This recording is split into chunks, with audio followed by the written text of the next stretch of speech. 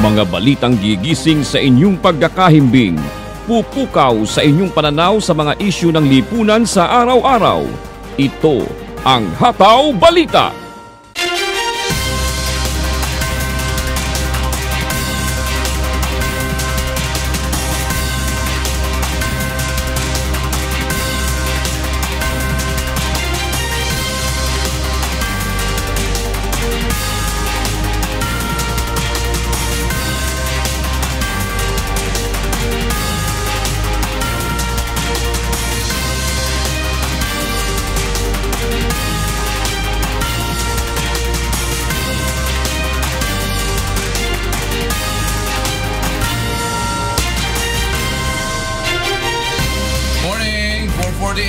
Morning, Monica. Morning, Kuya. Morning sa inyo lahat. Yung mga taga-Pondahan. Ano sinasabi mo, Minyong?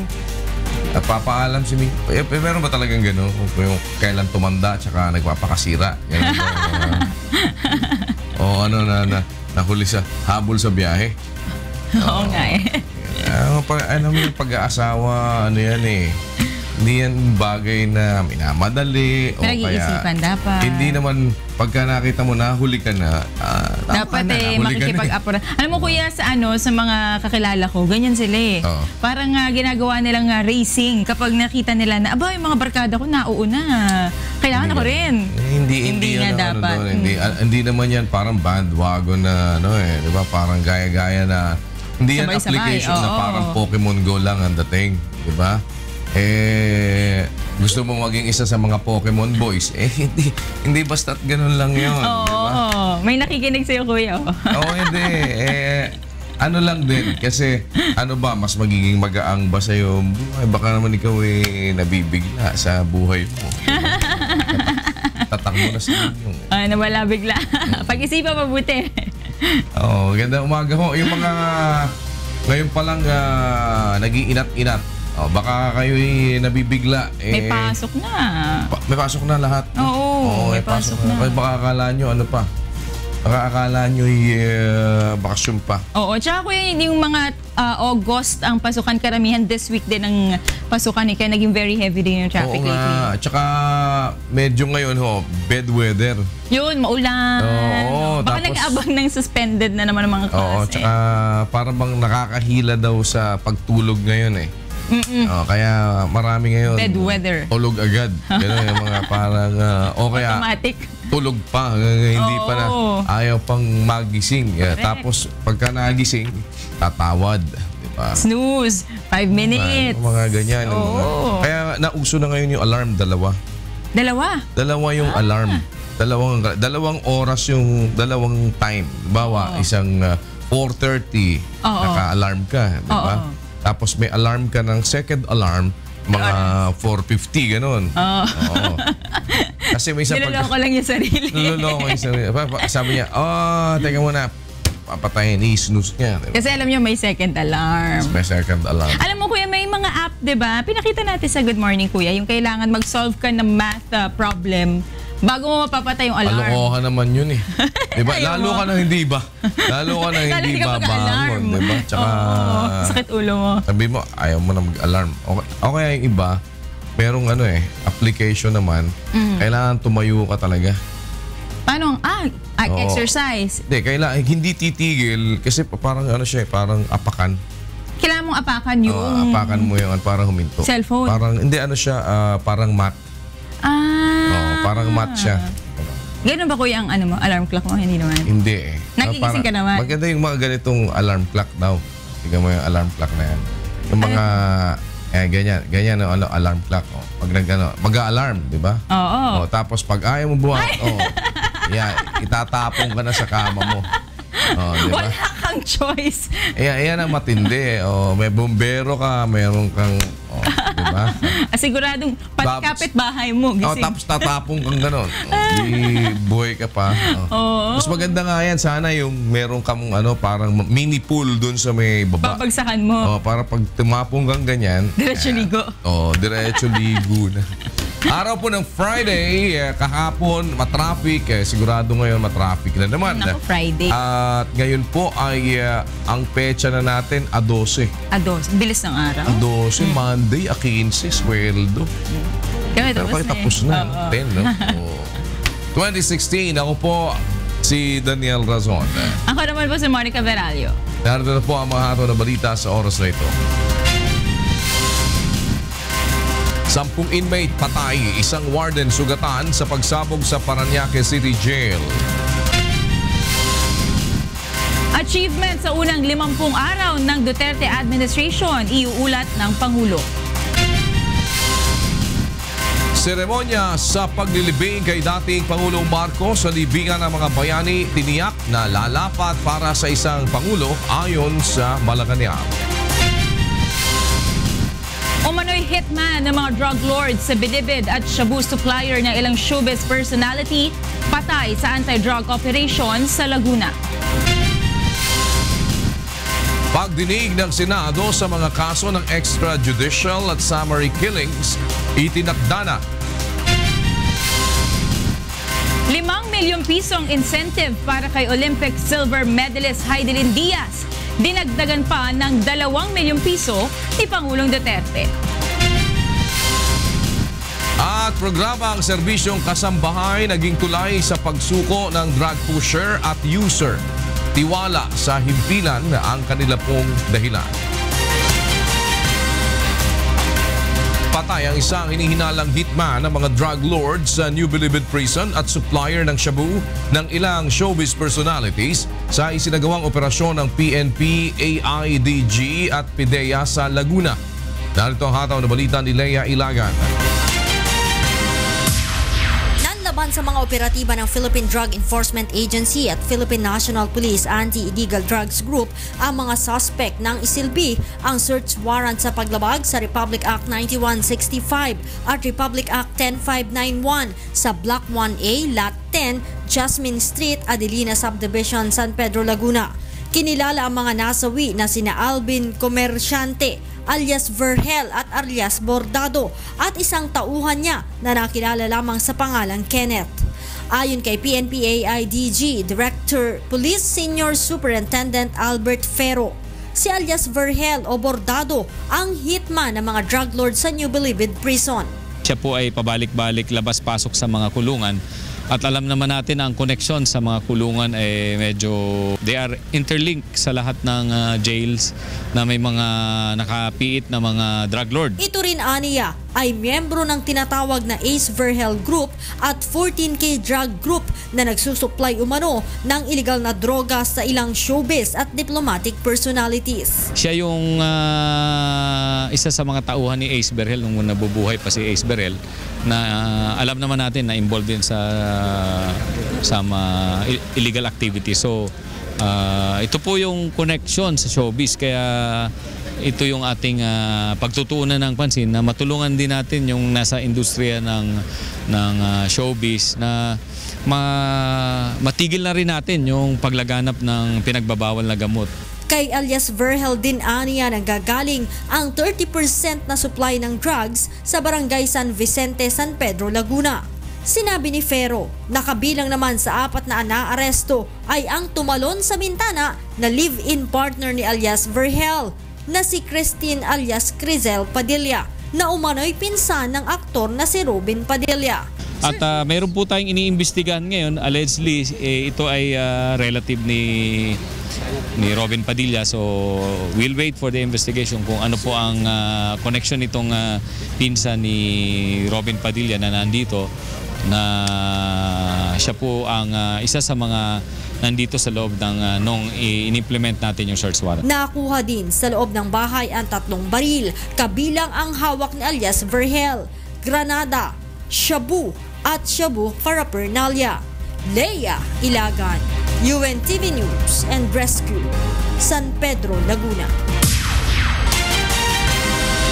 Sisimula na sa August 22 at 23 ang investigasyon ng Senate Committee on Justice and Human Rights sa mga drug suspect na napapatay sa operasyon ng mga pulis. Kasama din sa tatalakayin sa Senate probe ang mga kaso ng extrajudicial at summary killings. Kabilang sa mga iimbitahang maging resource person ang ilang kinilalang testigo sa mga nangyaring pagpatay, mga kinatawan ng government agencies, ilang tauhan ng PNP sa pangunguna ni PNP Chief Ronald Bato de la Rosa. Precisely, this is an inquiry. So we have to determine the facts. We have to know the truth. We have to find out exactly why is this happening. We have to find out how many have been killed in the course of this intensified drive against drugs. Kinwestiyon naman ni Senator Alan Peter Cayetano ang motibo ng investigasyon. Marami pa anyang ibang importanteng panukalang batas na maaaring unahin ng komite katulad ng Whistleblower Act, pagsasaayos ng kondisyon ng mga kulungan, pagdagdag ng drug courts at iba pa. Pinayagan naman ng Sandigan Bayan 3rd Division ang kahilingan ni dating Makati Mayor Jejomar Erwin Junjun Binay na makabiyahe sa labas ng bansa upang maipa-check up ang bunsong anak sa isang immunologist dahil sa sakit na staphylococcal scalded skin syndrome. Ito ay isang kondisyon kung saan ang balat ay namumula, nagbabalat at kadalasang nagdudulot ng sugat. Batay sa resolusyon ng Anti-Graft Court, pinapayagan si Binay na umalis sa August 15, ngunit kinakailangan niyang bumalik ng August 24. Nagbayad din ito ng 680,000 pesos bilang travel bond. Limitado ang biyahe ni Binay sa Los Angeles, California at hindi ito pinapayagan na makapunta sa iba pang lugar. Samantala, tiniyak ng palasyo ng Malacanang na nakabatay sa intelligence report ang listahan ng mga local government official na walang bahid o kaugnayan sa operasyon ng iligal na droga. Narito ang hataw na balita ni Rosalie Cos. Mahigit sa 150 local government officials, pulis, sundalo at huwes ang kabilang sa unang narco-list na isinapubliko ni Pangulong Rodrigo Duterte noong nakalipas na linggo. At base na rin sa Pangulo, may pangalawa pang ilalabas na listahan kung saan kabilang naman ang mga barangay captain, prosecutor at marami pang pulis. There will be a purging actually. Without declaring martial law, I will cleanse this government. Magpo-purge talaga ang gobyerno sa mga may atraso. Subalit kung nais ng Malacanang na magbigay babala sa publiko sa mga tiwaling opisyal, nais din naman itong bigyan ng kredito ang mas nakararaming opisyal ng pamahalaan na walang bahid ang reputasyon sa operasyon ng iligal na droga.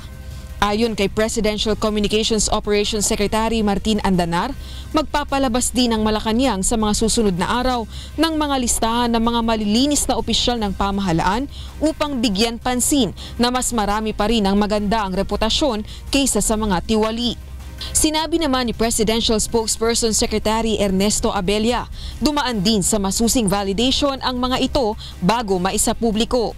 I doubt if there will be any incentives given for doing what was their job anyway, or for not doing what they ought not to have been doing. So, but basically, the list is going to be based on intelligence reports, and which have been duly validated. Wala pang eksaktong petsa kung kailan isa sa publiko ang pangalawang narco list.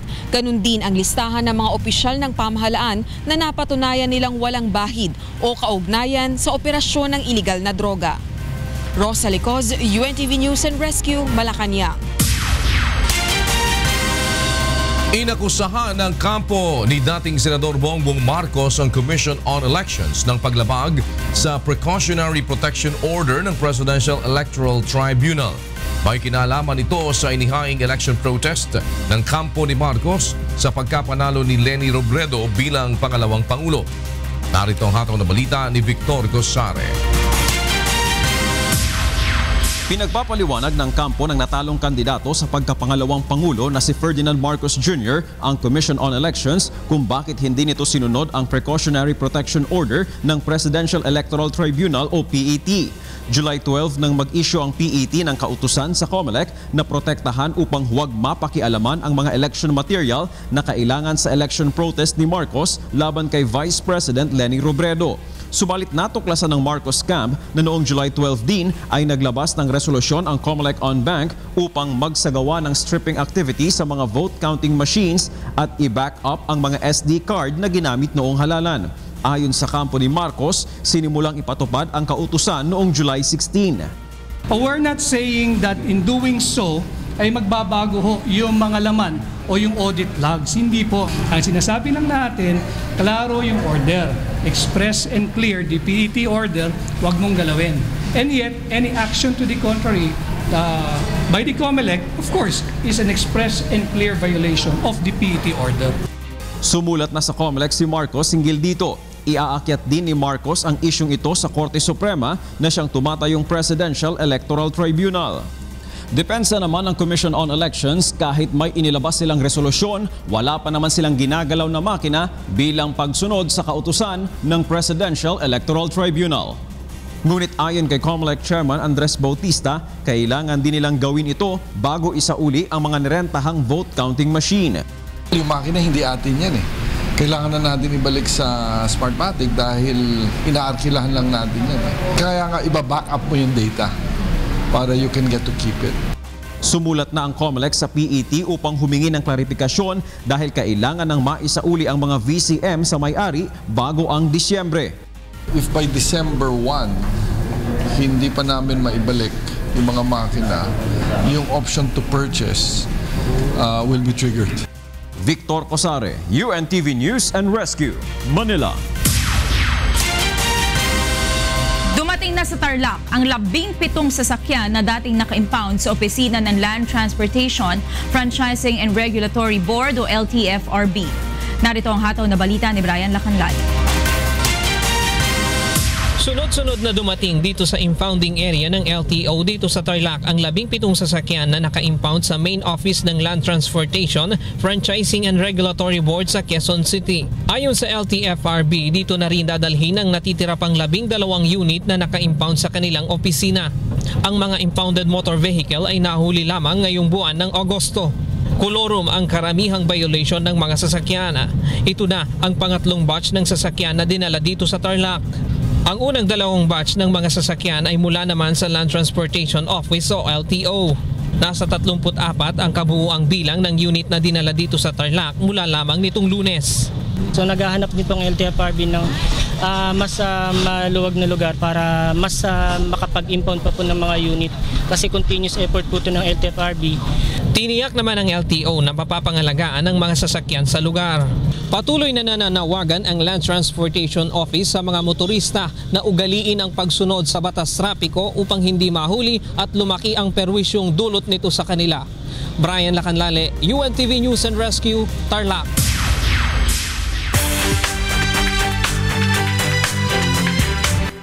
Pansamantalang pinayagan ang mga undocumented migrant na makisama o makasama ang kanilang kaanak sa border ng Rio Grande, Mexico at Texas sa Amerika. Magkakahalong emosyon ang kanilang naramdaman nang makita ang mga kaanak. Hindi sila maaaring bumalik sa Mexico dahil mapagbabawalan na silang makapasok ulit sa Amerika. Isinusulong ni US President Barack Obama ang tuluyang pagbibigay ng amnestiya sa may 11 milyong undocumented immigrants sa Estados Unidos. Subalit tutol dito ang mga mambabatas kung kaya patuloy ang deportasyon ng Amerika sa mga illegal alien sa bansa. Kasama natin si Beth Santiago at Joe Castigador sa Radyo La Verdad. Tayo ho ay makikipagsabayan muna sa kanila. Beth, good morning. Hi, Kuya. Good morning. Kuya. Monica, good morning. Ano meron? Ito na, Kuya, yung mga dapat abangan sa ikalawang paghataw ng mga balita. Dalawang motorcycle rider tinulungan ng UNTV News and Rescue Team matapos magkabanggaan sa Bulacan. 10 inmate patay, isang warden sugatan sa pagsabog sa Parañaque City Jail. Pangulong Duterte humingi ng paumanhin kay Supreme Court CJ Sereno dahil sa mga binitiwang salita. Achievement sa unang 50 araw ng Duterte administration, iuulat ng Pangulo. Voluntaryong pagbabaklas ng mga baklad sa Laguna Lake, muling ipinanawagan ng LLDA. Rapid Summit para sa mas mapabilis ang paglilinis ng lawa isasagawa sa susunod na buwan. At 5 milyong pisong incentive para kay Olympic silver medalist Heidelin Diaz, dinagdagan pa ng 2 milyong piso ni Pangulong Duterte.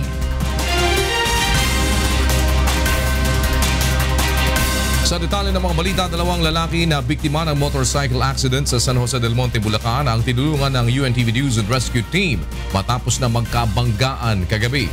Narito ang hataw na balita ni Nestor Torres. Naabutan pa ng UNTV News and Rescue Team na nakahiga sa kalsada ang isang lalaking motorcycle rider na bumangga sa kasalubong nitong motorsiklo sa Barangay Muson, San Jose del Monte, Bulacan, pasado alas 9:30 kagabi.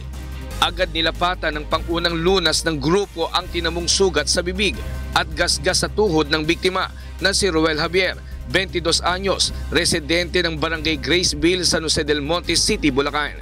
Magkatuwang ding tinulungan ng Muson Rescue Team at ng UNTV News and Rescue Team ang driver ng nakabangga ang motorsiklo matapos itong magtamo ng sugat sa kaliwang binti, paa at bukol sa ulo. Matapos malapatan ng pangunang lunas, agad dinala ang 2 biktima sa Sapang Palay District Hospital. Kwento naman ni Javier, pauwi na sana siya ng bahay galing sa kasiyahan nang mawalan siya ng kontrol sa manibela hanggang mabanggan niya ang kasalubong ng motorsiklo. Nestor Torres, UNTV News and Rescue, Bulacan. Patay ang 10 inmate habang sugatan naman ang isang jail warden sa pagsabog sa Parañaque City Jail kagabi. May hataw na balita si Jericho Albano live. Jericho. Good morning kuya, naging mahigpit nga ang seguridad sa loob at labas ng Parañaque City Jail matapos nga itong pagsabog sa isang opisina sa loob nito pasado alas 8 kagabi. 10 preso ang kumpirmadong patay habang isa naman ang nasugatan. Kabilang dito ang 2 Chinese national na inmate na naisugod pa sa ospital ng Parañaque subalit idineklarang dead on arrival. Nadamay din sa pagsabog ang jail warden na si Superintendent Gerald Bantag. Ayon sa inisyal na investigasyon ng Parañaque Police, sumabog ang granada sa loob mismo ng opisina ni Bantag. Nangyari umano ito sa paglilipat ng detention cell ng isang preso nang biglang nagkagulo ang mga preso na may dalang baril, kutsilyo at isang granada. Dahil sa nangyari, nirelieve ngayon sa pwesto ng Bureau of Jail Management and Penology o BJMP ang 9 na nasa second shift personnel ng naturang bilangguan kagabi. Hindi din muna papayagang makadalaw ang mga bisita ng mga inmate upang magbigay daan sa isinasagawa nilang investigasyon. Ayon kay BJMP spokesperson Jail Senior Inspector Xavier Solda, papalitan muna ito ng Special Tactics and Response Team ng BJMP. Tiniyak ngayon ng BJMP ang malawakang investigasyon sa pangyayari. Kabilang sa imbestigahan ang nasugatang jail warden kung bakit kasama nito ang 10 namatay nang maganap ang pagsabog. Sa ngayon ay inaalam pa ng mga otoridad ang pagkakakilanlan ng mga namatay. Ayon kay Solda, titingnan nila ang records para malaman ang address at contact information ng mga namatay na inmate. Sila na rin ani ang makikipag-ugnayan sa mga kaanak nito upang ipaalam ang nangyari. Napasugod naman ang ilang kaanak ng mga inmate sa harapan ng City Jail. Ito ay upang alamin kung kasama sa namatay ang kanilang kaanak na nakakulong. Kuya, ayon sa pamunuan ng BJMP ay ikinalulungkot nila itong nangyaring insidente. At kaninang madaling araw ay ilan sa mga nakakulong ay sumisigaw at sinasabing sinadya itong nangyaring pagpapasabog sa loob ng isang opisina sa Parañaque City Jail. Bagay naman na ayaw ng patulan ng pamunuan ng BJMP at mas mainam na lang aniyang hintayin ang kanilang isinasagawang ang resulta ng kanilang isinasagawang malalimang investigasyon sa nangyaring insidente. Yan muna ang ating balita, kuya. Maraming salamat Jericho Albano, nagulat ng live mula sa Parañaque City. Ipinaliwanag naman ni Pangulong Duterte ang dahilan kung bakit na pumayag ito na ipalibing na sa libingan ng mga bayani si former President Ferdinand Marcos. Narito ang hataw na balita ni Marge Navarro. Nagdesisyon na si Pangulong Rodrigo Duterte na ipalibing sa libingan ng mga bayani si former President Ferdinand Marcos sa kabila ng pagtutol ng ilang mga grupo. At bagamat wala pang petsa at pinal na programa para sa gagawing paglilipat sa labi ng dating lider ng bansa, tiniyak ng Malacanang na magkakaroon ng seremonyang karapat-dapat para sa isang Pangulo. Ipinaliwanag naman ni Pangulong Duterte kung bakit hindi nito itinuloy ang pangako noong panahon ng kampanya na kukunin ang opinyon ng martial law victims at magsasagawa ng plebisito bago magdesisyon sa issue. Well, you see, I will have to spend again so many billions. Because it would be like electoral process, you get the sentiment of the Filipino. I don't think that I'm ready to spend billions again for just in the matter of a burial of a president. Nanindigan din ang Pangulo na naaayon sa batas ang pagpapalibing kay Marcos sa libingan ng mga bayani kahit na hindi ito tumanggap ng mga medalya ayon sa records ng United States Army. Why should I be dependent on the records of the United States? I am not a state of the United States. Guam and Hawaii are, but not me. Ang Pilipinas says, you need only to be a president and a soldier. Nobody is debating about heroes here. Assuming it to be true na wala siyang medalya or not validated by an American record, does not mean that he is not qualified to be buried there. So what's the objection? I would like to say that forget about the medals. Just focus on whether he's a Filipino, he fought for his country, and is once upon a time the president. That's the law. We cannot go out of the law. The law is there existing. We have long ceased to be the vassal state of the United States. It's history. Ngunit ayon sa Pangulo, hindi niya pipigilan ang sino mang grupo na nais magsagawa ng mga kilos protesta kahit wala ng permit ang mga ito. So I'll give them half of the streets. If they want to protest there for 1 month, 2 months, 3 months, go. I'm allowing it. As president of this country, I am allowing it. I'll give it even half a year.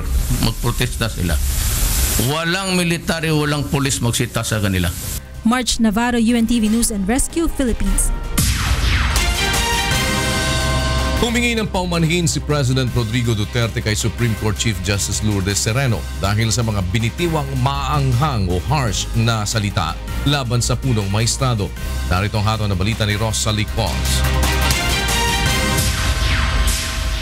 Sa isang hindi inaasahang pagkakataon, humingi ng paumanhin si Pangulong Rodrigo Duterte sa punong maestrado ng kataas-taasang hukuman na si Maria Lourdes Sereno. Would apologize to the Chief Justice for the harsh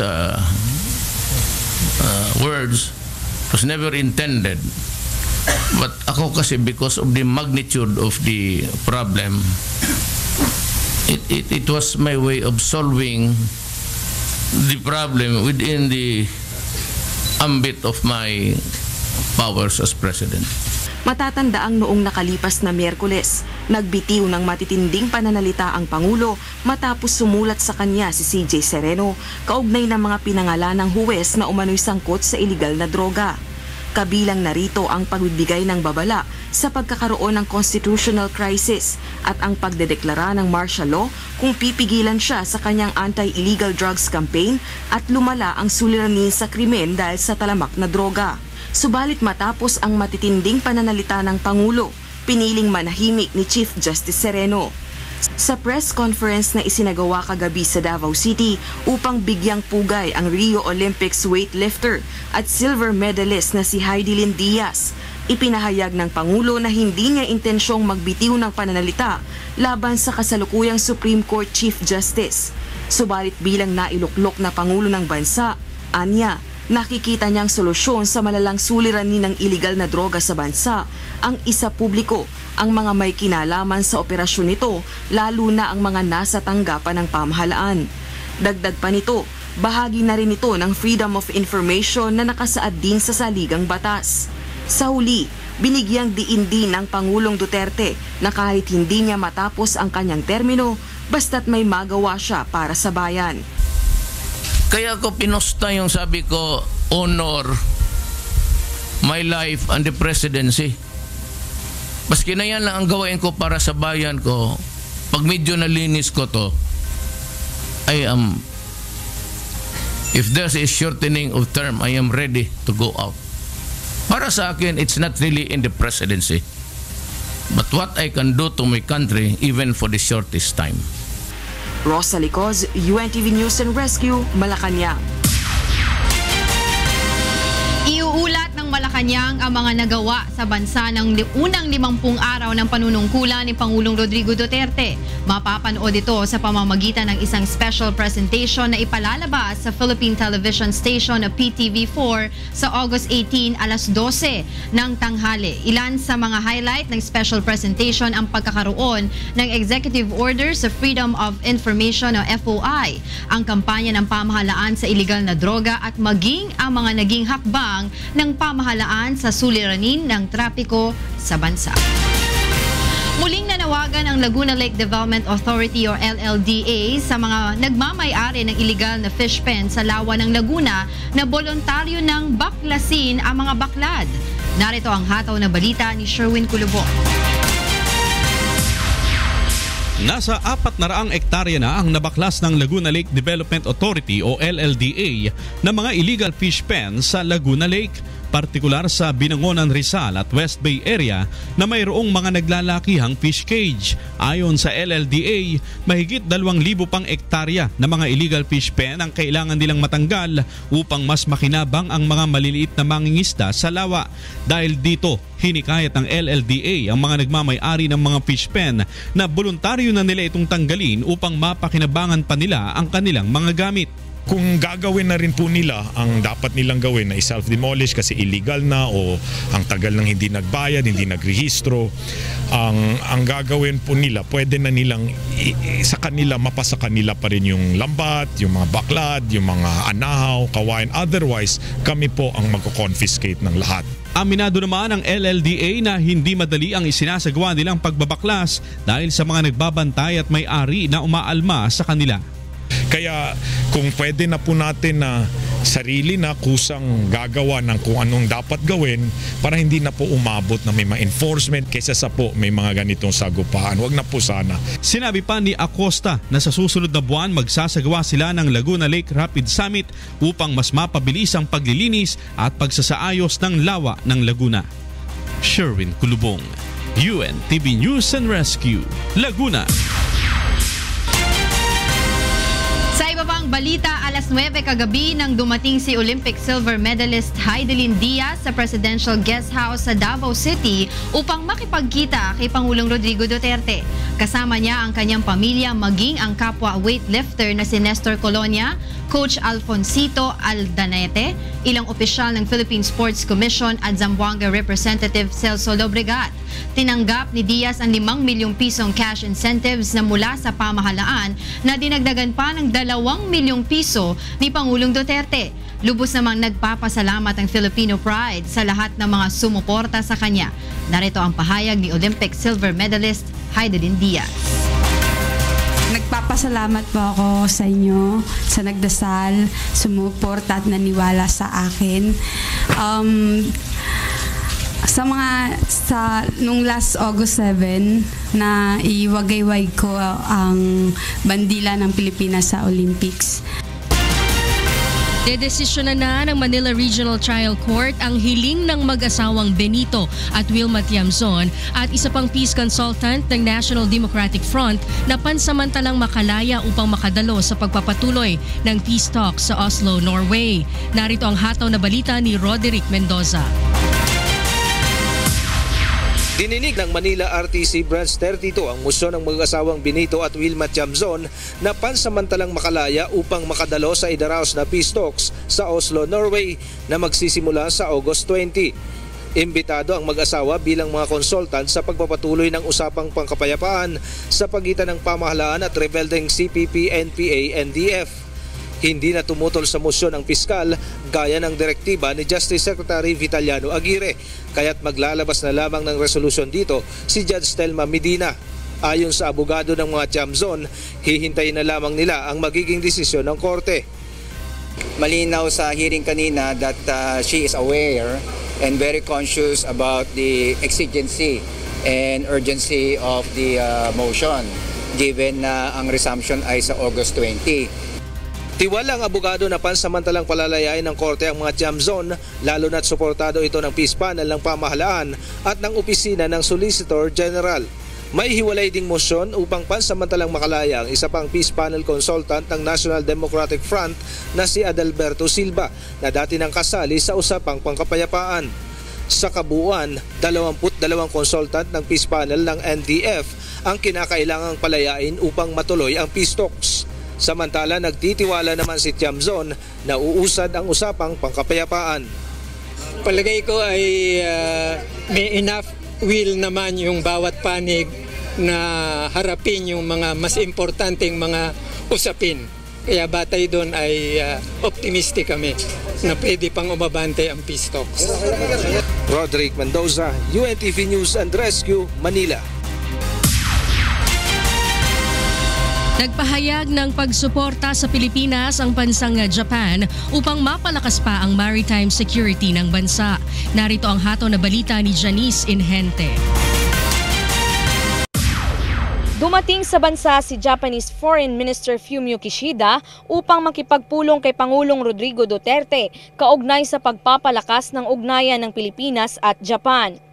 His Excellency's visit reaffirms the strengthened strategic partnership between our two nations, manifests Japan's firm commitment to the development of Mindanao, and fortifies Japan's status as a preeminent partner of the Philippines.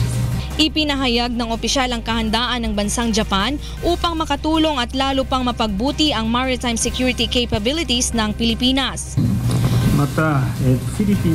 Japan is a maritime nation just like the Philippines.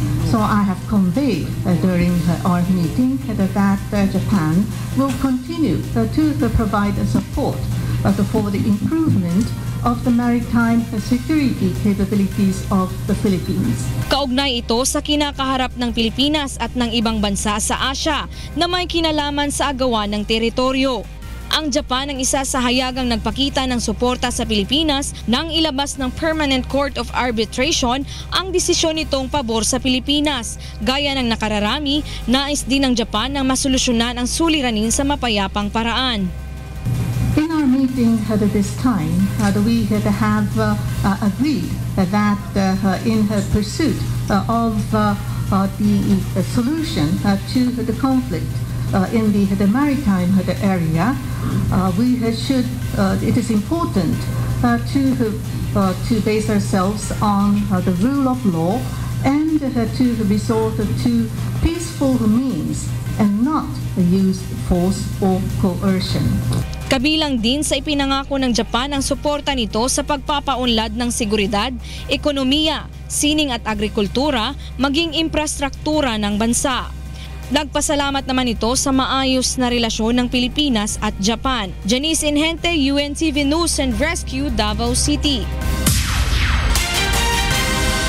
Nagbigay ng garantiya si Pangulong Rodrigo Duterte na mananatili ang magandang ugnayan ng Pilipinas at Estados Unidos sa ilalim ng kanyang administrasyon.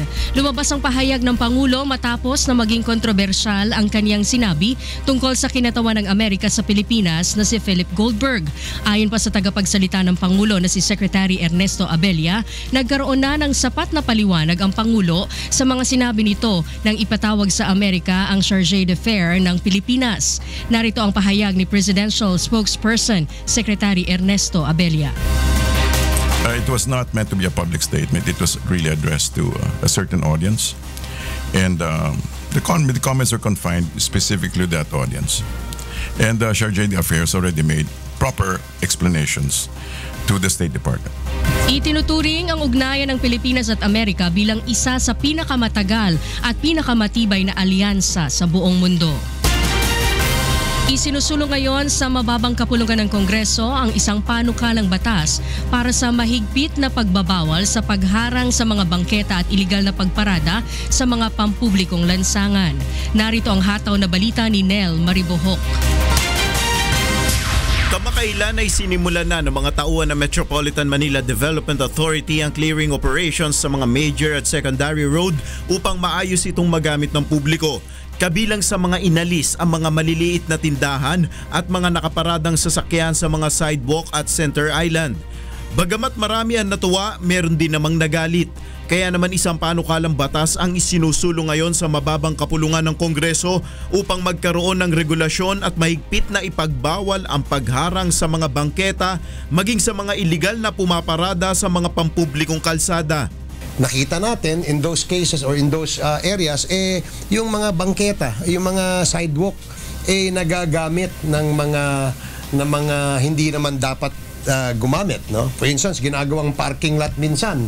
Sa ilalim ng proposed bill ni Surigao del Norte Representative Robert Barbers, mahigpit na ipagbabawal na magtayo ng mga estruktura, negosyo, mga basura o anumang harang sa mga bangketa na para lamang sana sa mga daanan ng tao.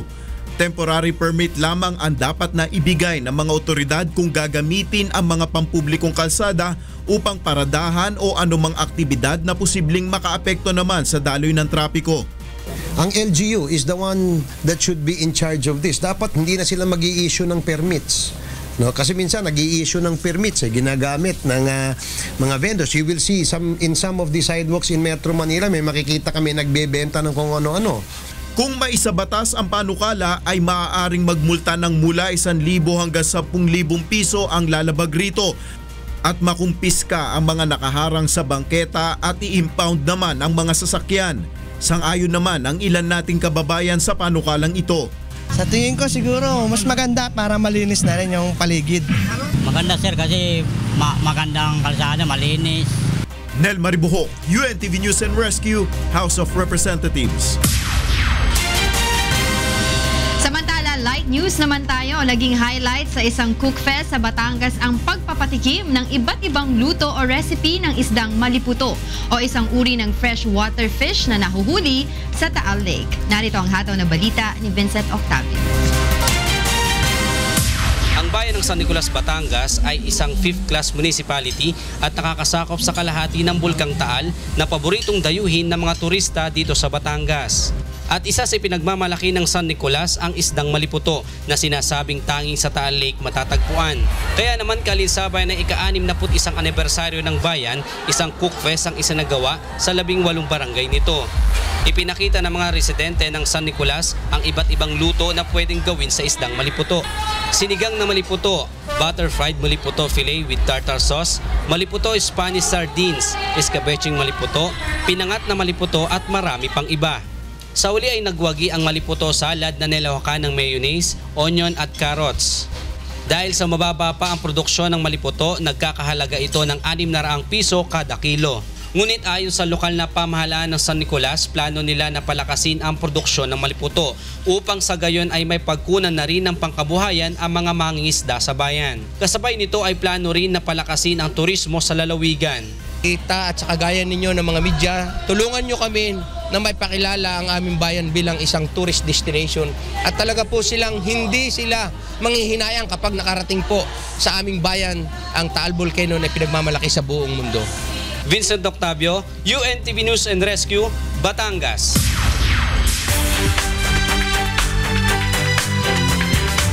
Hindi bababa sa 21 ang nasawi habang 5 naman ang sugatan sa pagsabog sa isang power plant sa China.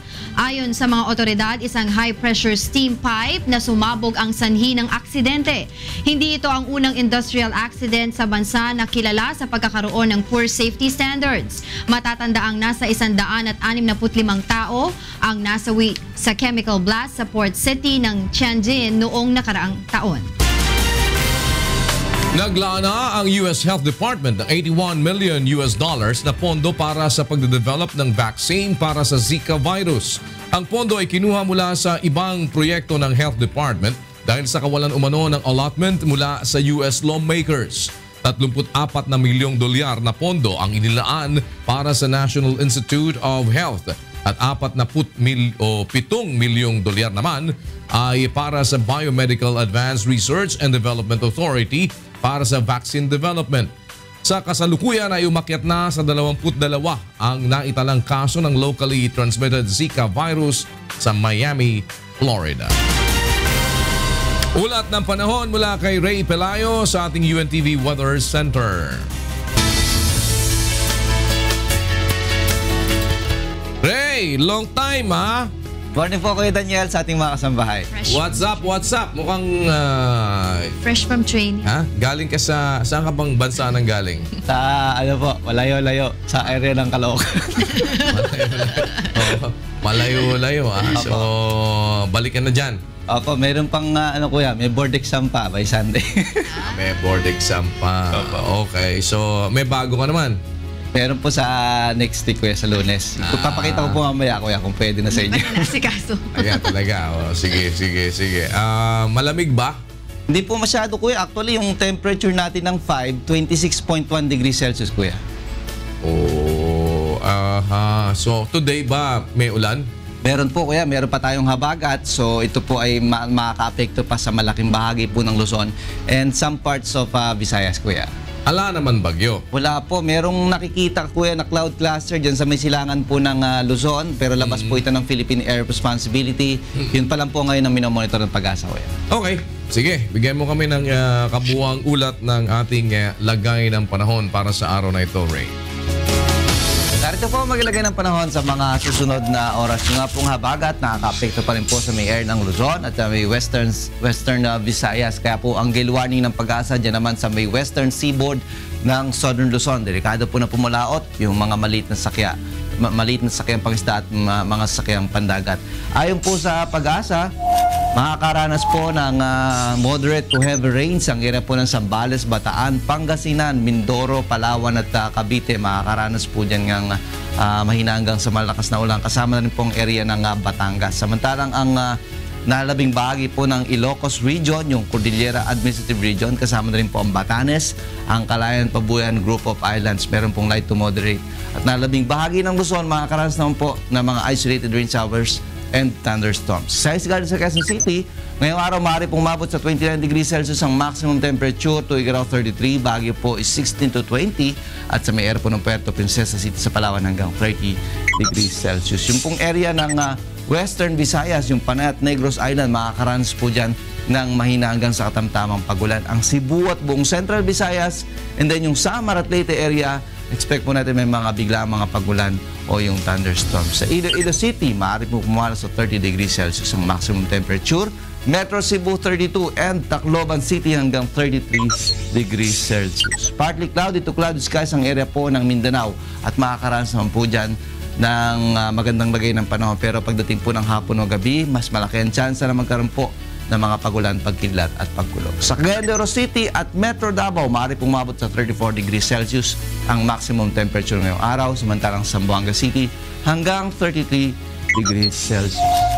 Ang ating pong sunrise, 5:43 a.m. Atin naman pong sunset, 6:21 p.m.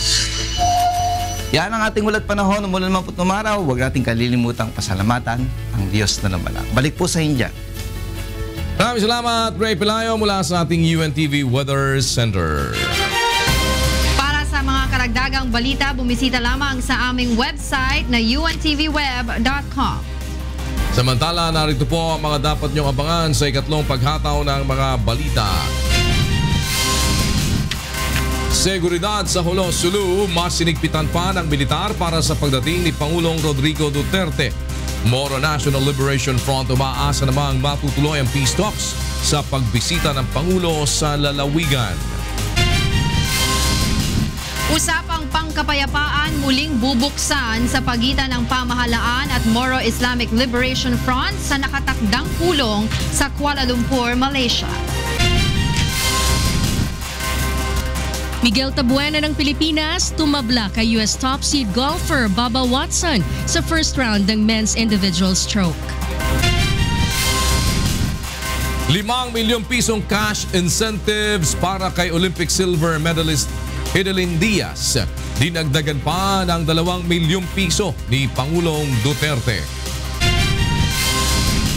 At programang serbisyong kasangbahay naging tulay sa pagsuko ng ilang drug dependents. Tiwala sa himpilan ang kanilang dahilan. Nakatakda po magtungo sa Camp Teodulfo Bautista sa Sulu si Pangulong Rodrigo Duterte ngayong araw upang bisitahin ang mga sundalo at magpasalamat sa lahat ng suporta sa kanya sa nakalipas na halalan. Nakahanda rin ang Pangulo na makipagkita kay MNLF founder Nur Miswari para sa usapang pangkapayapaan. Narito ang hataw na balita ni Jun Suriao. Mahigpit na ang ipinatutupad na seguridad sa Hulo-Sulu para sa pagdating ni Pangulong Rodrigo Roa Duterte ngayong araw. Ang pagbisita ng Pangulo ay bahagi ng Talk to the Troops series sa Mindanao. Tinatayang nasa 200 VIPs at patataas na opisyal ng militar ang darating sa Camp Teodulfo Bautista upang dumalo sa pagtitipon. Sa pagtungo ng Pangulo sa Sulu, umaasa ang Moro National Liberation Front na matutuloy ang peace talks. Ayon sa MNLF, nais ni MNLF founder Nur Miswari na makipag-usap sa Pangulo kaugnay sa peace process, Bangsamoro Autonomy at federal government. Ayon naman kay Pangulong Duterte, nakahanda siyang makipag-usap kay Miswari. But I'm sure he'll be sending an emissary. But if he's there tomorrow anywhere in Sulu and he'd want to meet me, I will go there. Walang problema yan. Kaibigan kami. If he wants to talk to me, kung nandoon ako. Nais din ng Pangulo na magpasalamat sa lahat ng mga taga-Sulu na sumuporta sa kanya noong eleksyon. But I'm just there also to papasalamat sa mga tao. I may not be able to visit every nook and corner of Pulo. But just the same, if I can make the symbolic gesture of thanking them. Jun Suriao, UNTV News and Rescue, Philippines. Susuriin naman ng Philippine Overseas Labor Office Dubai ang legalidad ng lahat ng Philippine recruitment at foreign placement agencies na tumatanggap ng mga overseas Filipino worker. Narito ang report ni Marlon Briola.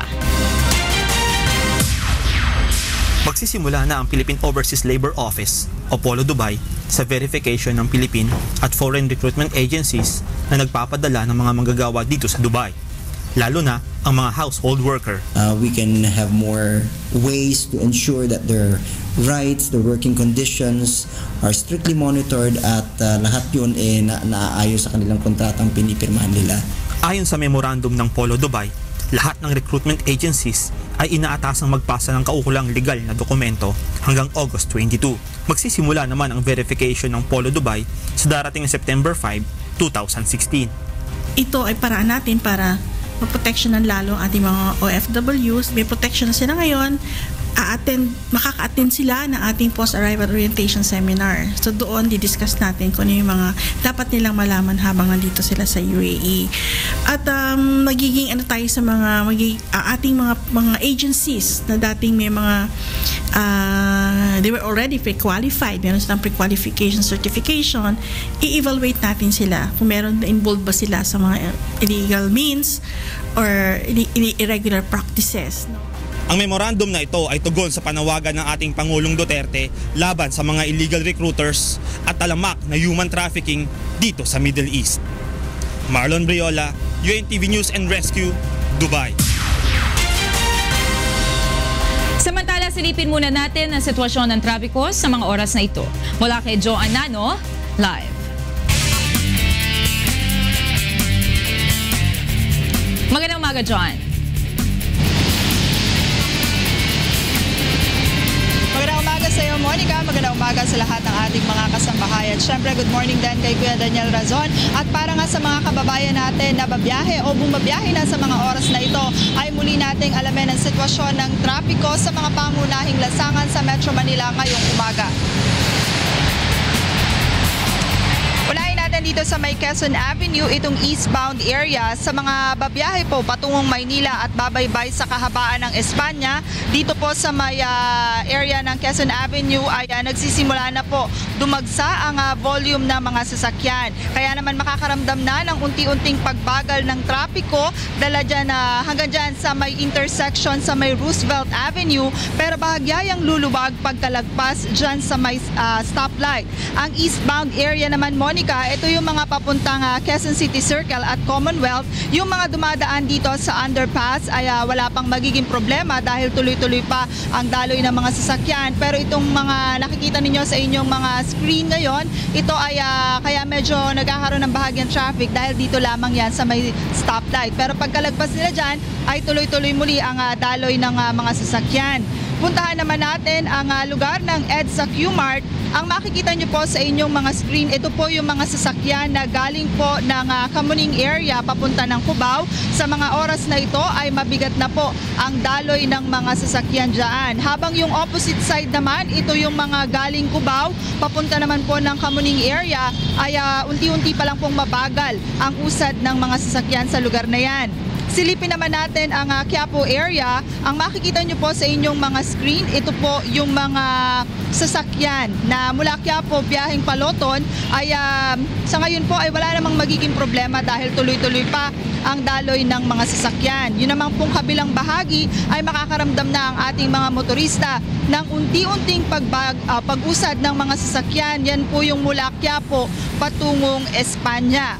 Sa may lugar naman po ng EDSA Ortigas intersection, ang makikita nyo po ngayon, ito yung mga sasakyan na biyahe patungo sa may Green Hills San Juan.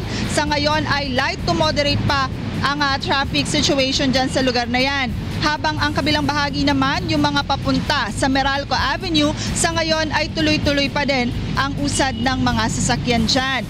Habang sa may lugar naman ng Letre Malabon, ang makikita ninyo sa inyong mga TV screen, ito yung mga papunta sa bayan ng Malabon. Sa ngayon ay light traffic pa ang nararanasan ng ating mga motorista dyan. Habang ang kabilang bahagi naman, ito yung mga papunta sa C3. Sa ngayon ay tuloy-tuloy din ang usad ng mga sasakyan.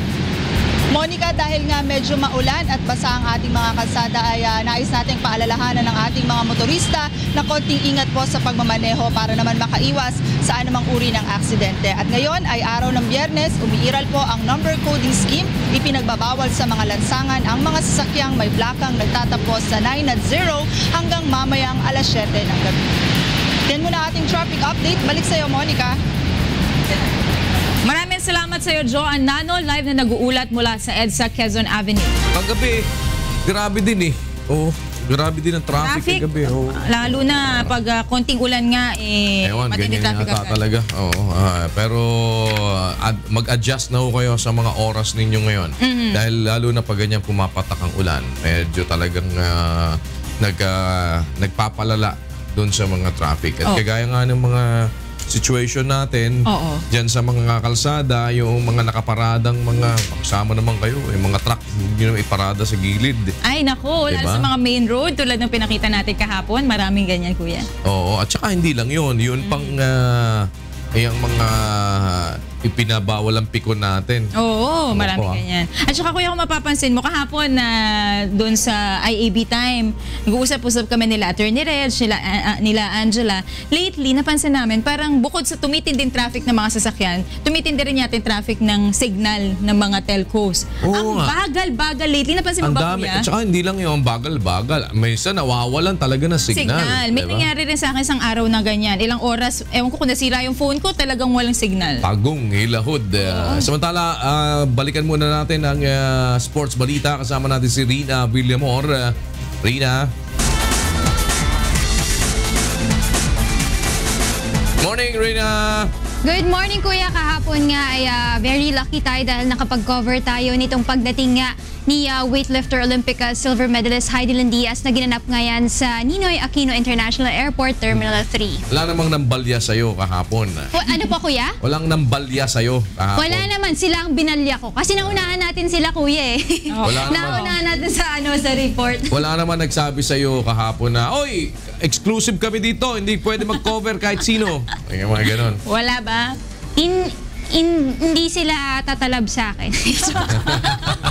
Salitong to. Para lalagpas sila sa nipis mo, ha? Kuya, matakot kayo sa buto ko.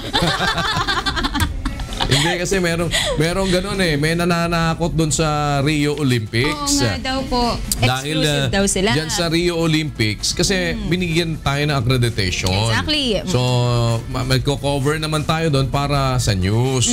Diba? Dahil para maibalita naman natin. Ewan ko kung sino naman itong isang angas na taga Channel 5 na nandoon na exclusive daw nila yon. Oo. Hindi naman natin...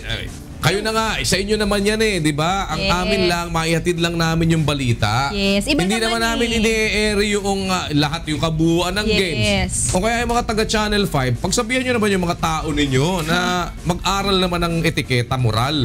Correct. Di ba? Pamira yung mga tapos sabihin, hindi, exclusive kami, hindi kayo pwede binigyan nga po kami doon ng accreditation. At ang amin lang naman po, maibalita. Diba? Hindi naman kami nakikipag sa inyo na yung pera dyan. Wala naman kaming dyan. Hindi naman kami, gusto lang namin maipaalam din sa mga kababayan natin. Hindi naman kami makikipagkompetensya sa inyo dahil kayo naman mga, di ba, mga malalaki naman kayo. Hindi naman kami, sino ba naman kami, di ba? Para naman kayong mawawala ng milyon-milyong piso. Hindi naman news lang po kami, yung amin. Hindi naman namin kinukuhang i-cover yung kabuuang laro para ipakita ang kagaya ng inyong ginagawa.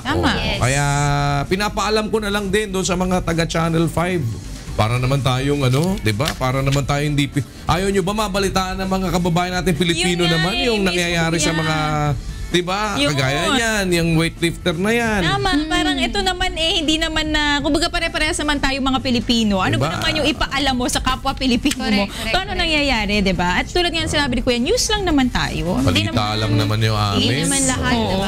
Ay naman, masyado naman kayong Oo, ewan ko. Sino ba ang doon, sports director nila? Ha?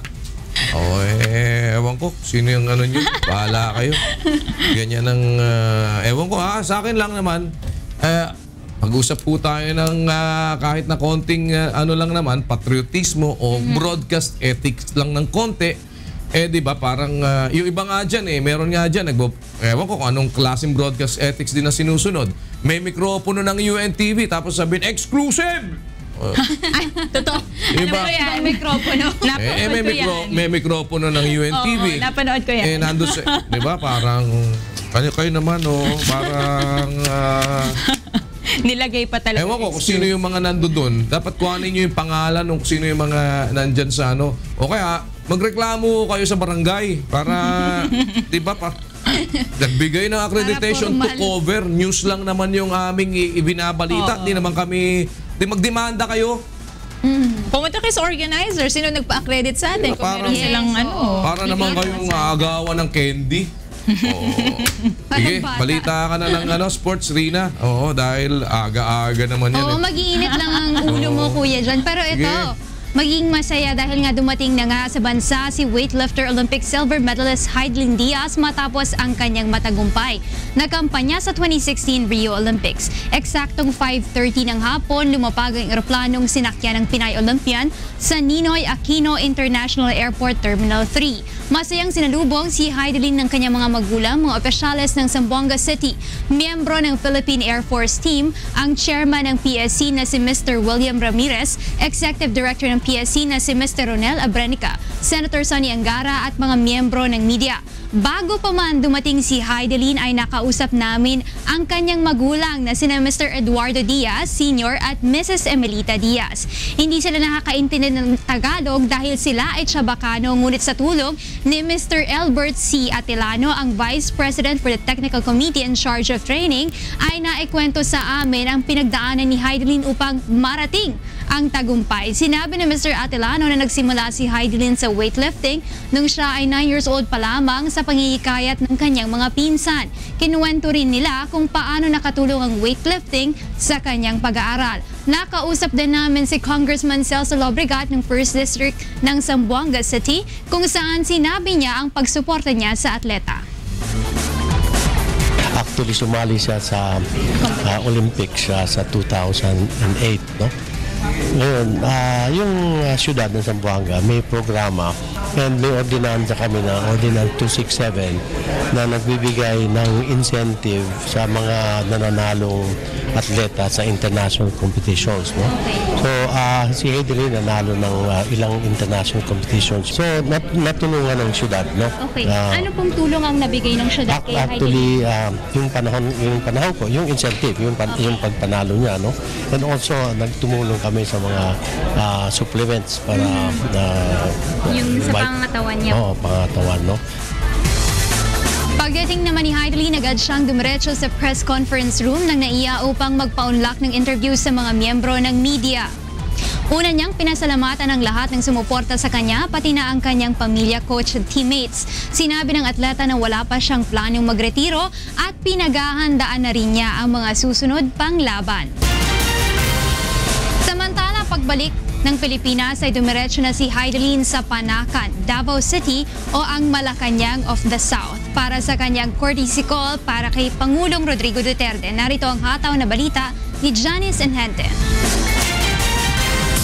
Alas 9 kagabi nang dumating si Olympic silver medalist Heidelin Diaz dito sa Presidential Guest House sa Davao City upang makipagkita kay Pangulong Rodrigo Duterte.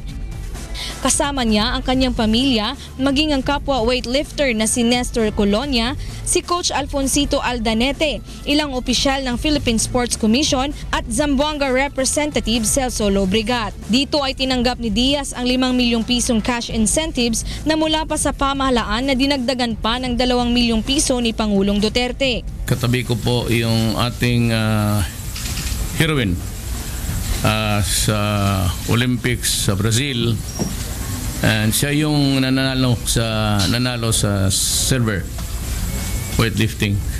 She got the silver for the long time na wala tayong medalya sa Pilipinas. She got a 5 million prize for winning, and I just added another 2 million. Lubos namang nagpapasalamat ang Filipino Pride sa lahat ng mga sumuporta sa kanya.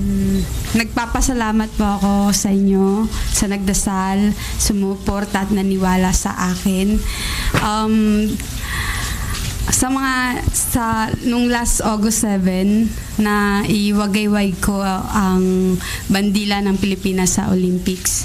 Samantala, tutulak naman ngayong araw si Diaz sa kanyang hometown sa Zamboanga City para sa isang Heroes Welcome.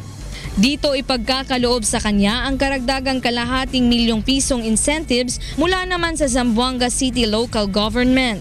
Janice Enhente, UNTV News and Rescue, Davao City.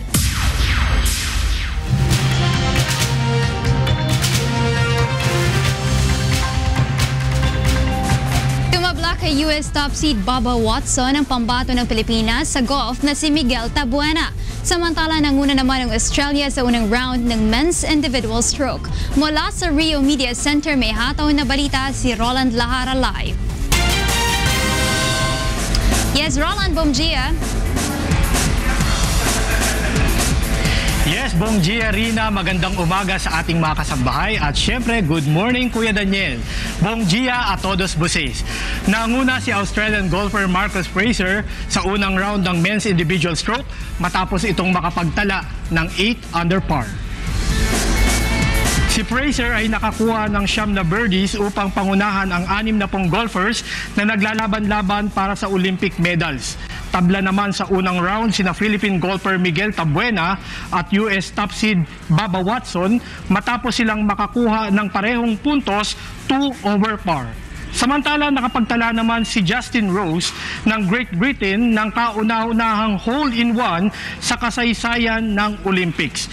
Rina, matapos ang first round ng men's individual stroke kanina, ay magpapatuloy pa rin ang kampanya ni Philippine golfer Miguel Tabuena hanggang sa susunod na linggo para sa Olympic medal. At yan muna ang latest live mula dito sa Rio Media Center.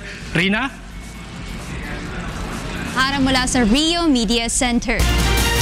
Pang-5 araw ng laro sa Olympics, pinangunahan ng bansang Great Britain matapos makakuha ng 3 gold at 4 na bronze medals. Nakuha nila Jack Lawyer at Chris Mears sa men's synchronized 3-meter springboard diving ang unang medalya para sa Great Britain na ginanap sa Maria Lenk Aquatic Center. Pinatalsik ng mga Brito ng reigning world champions na sina Qin Kai at Zhao Yuan ng China na natapos lamang sa 3rd place kasunod nila Sam Dorman at Mike Hickson ng USA. Joe Clark sumunod sa pagbibigay karangalan sa Great Britain nang maipanalo niya ang kayak K1 event. Mas mabilis si Clark ng 0.17 seconds kay Peter Kozer ng Slovenia na natapos sa ikalawang pwesto at sinundan ni Czech Jiří Friskachev. Sa pangatlo, 4 na bronze medals ang nanggaling naman kina Chris Froome sa men's time trial sa cycling, Sally Conway sa 70 kg judo, Steven Scott sa double trap shooting at Max Whitlock ang unang gymnast na nagkamit ng medalya sa larangan ng gymnastics simula pa nang sumali ang Great Britain sa 1908 Olympics. Para naman sa ating Olympic medal count, ang Pilipinas po ay bumagsak na po sa number 42 from number 35. Ang Brazil naman din ay bumaba ng 5 levels, nasa number 20 na rin sila. Kuya Atmon? Okay, maraming salamat Rina sa ating balitang sports. Saan si Roland? Andun pa ba si Roland? Ha? Si Roland Lahara. Oo, dun sa Rio. Baka may nakaharas pa. Wala na. Baka na-box out na naman. Salamat, Rina. Samantala, serbisyong kasambahay muna tayo.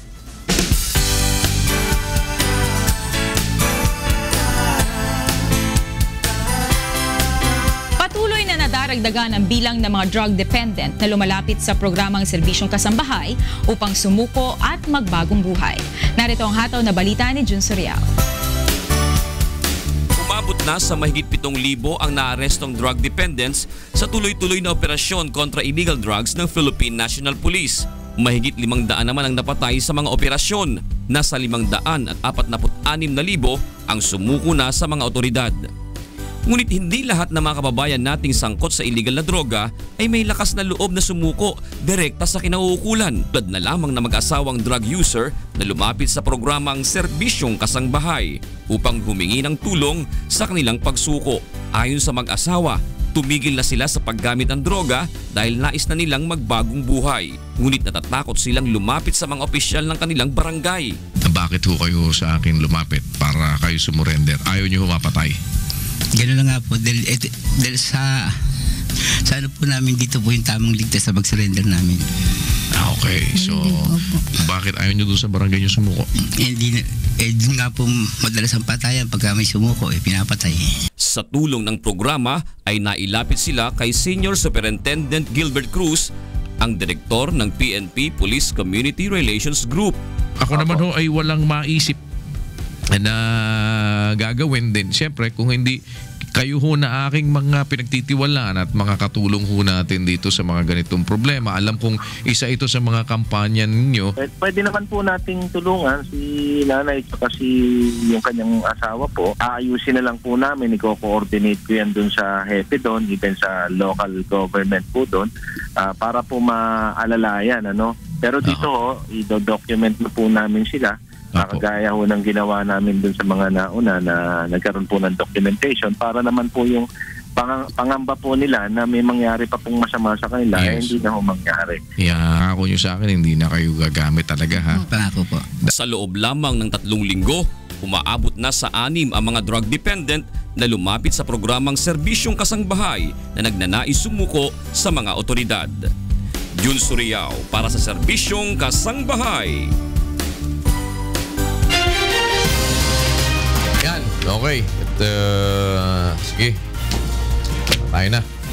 Ikaw na. Para sa iba pang mahataw na balita, bumisita lamang po sa aming website ang untvweb.com.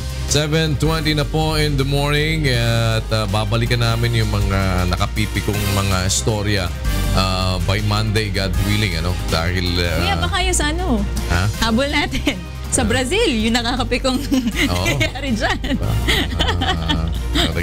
Talagang naman, bale, yan talaga buhay, diba? Yan muna ho ang mga hataw na balita ngayong araw ng Biyernes, August 12, 2016.